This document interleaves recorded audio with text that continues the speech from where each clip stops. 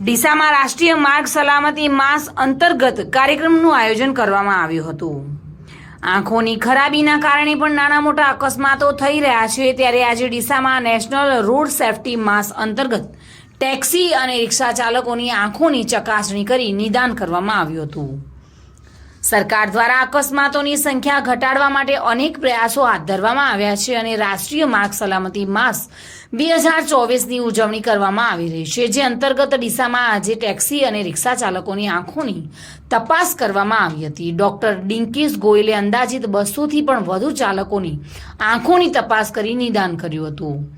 ખાસ કરીને આંખોની ખરાબીના કારણે કેટલાય લોકોને સાંજ પછી દેખાવામાં ખૂબ જ મુશ્કેલી પડતી હોય છે અને તેના કારણે ક્યારેક નાના મોટા અકસ્માતો પણ સર્જાતા હોય છે।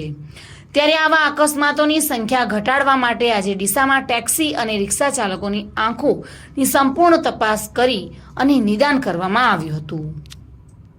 Reena Parmar, today news, Gujarati.